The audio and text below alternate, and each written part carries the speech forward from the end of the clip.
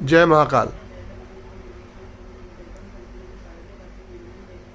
हनुमान जयंती का पवित्र पर्व आने वाला है। अरे अरे नहीं, हनुमान जयंती नहीं बोलना।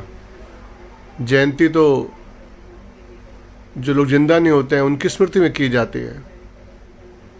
क्या आपने कभी सोचा है कि इस तरीके की व्यर्थ की बातें हर साल हनुमान जयंती से ठीक 4-5 दिन पहले शुरू हो जाती हैं फेसबुक के ऊपर, व्हाट्सएप के ऊपर, सोशल मीडिया पे।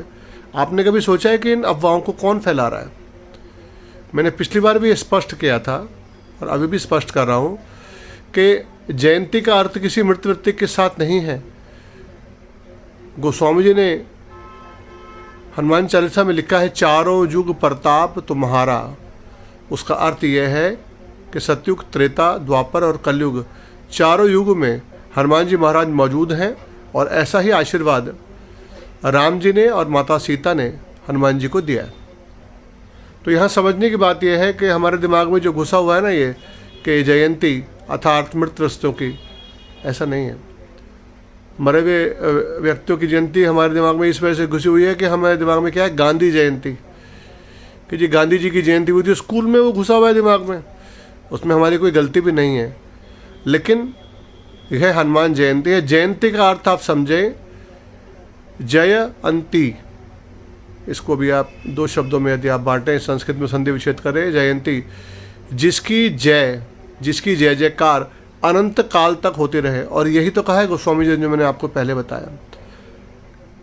आप सिर्फ इस बात का ध्यान करें कि हनुमान जयंती पर या आपके हिसाब से हनुमान जन्मोत्सव पर आप हनुमान जी के लिए क्या कर रहे हैं?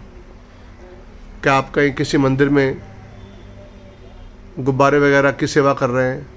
क्या आप किसी मंदिर में कुछ प्रसाद देके जा रहे हैं, कुछ कोल्ड ड्रिंक की बोतलें बांट रहे हैं?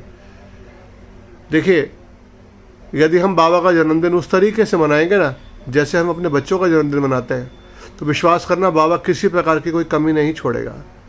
तो इस व्यर्थ के प्रलाप को छोड़कर, इस व्यर्थ की बात को छोड़कर कि जी जयंती नहीं है और इसका अर्थ ये होता है, इसका अर्थ वो होता है, अपने आप से एक सवाल करना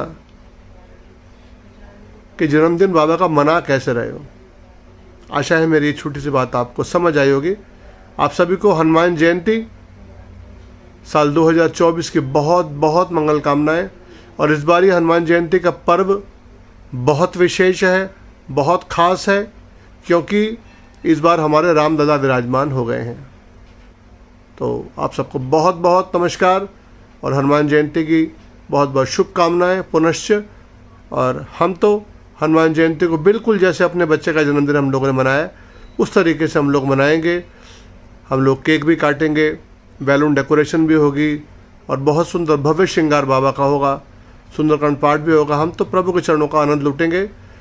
और शायद आप इसी उलझन में लगे रहेंगे कि बस केवल एक जयंती नहीं है, इसका अर्थ जन्मोत्सव लिख दो, ये कर दो, वो कर दो, उन्हीं बातों में लगा रहेंगे। खैर, जाके रही भावना जैसी, प्रभु मुरत देखे तीन तासी। जय महाकाल।